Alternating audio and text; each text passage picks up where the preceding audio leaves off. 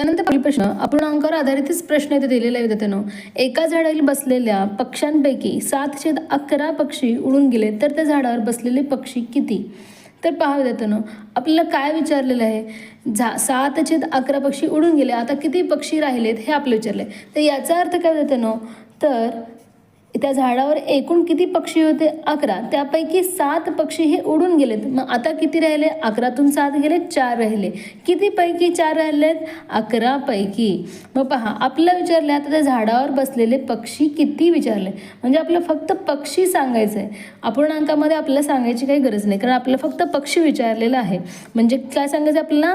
4 पक्षी इथे शिल्लक राहिले, त्या झाडावर बसलेले पक्षी आपल्याला सांगायचं होतं, म्हणून आपल्याला 4 या पर्यायाला गोल करायचं आहे. त्यानंतर पहा, शेजारील अपूर्णांकाचा योग्य चढता क्रम लावा.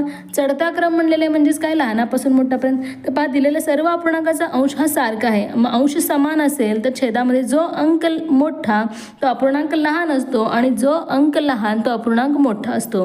अंश समान असेल तर आपल्याला हे क्रिया उलट करायची आहे. मग पहा, लहान 7 आहे, त्यानंतर 5 येणार आहे लहान, त्यानंतर 3 आणि 1, म्हणजे 7, 5, 3, 1. पहा कुठे दिले? 7, 5, 3, 1 2 नंबरच्या पर्यायामध्ये, म्हणजे याच पर्यायाला तुम्हाला गोल करायचे आहे. पुढील प्रश्न पहा, चुकीचा पर्याय आपल्याला निवडायला सांगितलेला आहे. पंधरवडा म्हणजे 15 दिवसाचा काळ. अगदी बरोबर आहे, 15 दिवसाच्या काळाला आपण पंधरवडा किंवा पक्ष म्हणतो.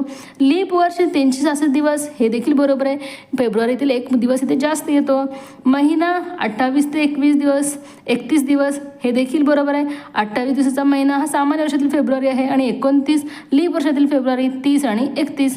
त्रैमासिक 90 दिवस, तर पहा हेच इथे चुकलेला पर्याय आहे, कारण त्रैमासिक म्हणजे पहा 3 महिन्यांचा काळ. मग 3 महिने 30, 31, 30 असू शकतात किंवा 31, 30, 31 असू शकतात. अशा प्रकारे विद्यार्थ्यांना पहा इथे हे उत्तर चुकणार आहे. पुढील प्रश्न, शिक्षण दिनापासून दररोज 50 रुपये प्रति लिटर दराने नाताळापर्यंत प्रतिदिन 1.5 लिटर दुधाचे बिल किती येईल असं विचारले. शिक्षण दिनापासून नाताळापर्यंत. शिक्षण दिन कधी साजरा केला जातो? 11 नोव्हेंबरला आणि नाताळ असतो 25 डिसेंबरला. मग पहा, पासून पर्यंत म्हणलेलं म्हणजे हे दोन्ही तारीख आपल्याला घ्यायचे. नोव्हेंबर महिन्यात 30 दिवस असतो, आधीचे 10 दिवस गेले तर किती दिवस राहतात? 20 दिवस. आणि 25 डिसेंबरपर्यंत म्हणजे हे 25 दिवस आपल्याला घ्यायचे. दोघांची बेरीज 45 आली, गुणिले आपल्याला 1.5 करायचे, कारण 1.5 लिटर म्हणलेलं आहे. मग पहा, 15 × 5 = 75, 5 हातचा 7, 15 चोक 60 आणि 7 67, 67.5 लिटर हे दूध एकूण झालेलं आहे. मग आता याचा हिशोब काढायचा म्हणजे गुणिले 50, म्हणजे 0 आपल्याला सोडायचं कारण ते पॉईंटमध्ये जाणार आहे. 5 × 5 = 25, 5 हातचा 2, 5 × 7 = 35, 36 × 7 हातचा 3, 5 × 1 = 30 आणि 3 = 33, म्हणजे 3375. एक नंबरचा पर्याय बरोबर विद्यार्थ्यांनो, यालाच तुम्हाला गोल करायचं आहे. त्यानंतर पहा, 1/4 अधिक चौकट बरोबर 1, तर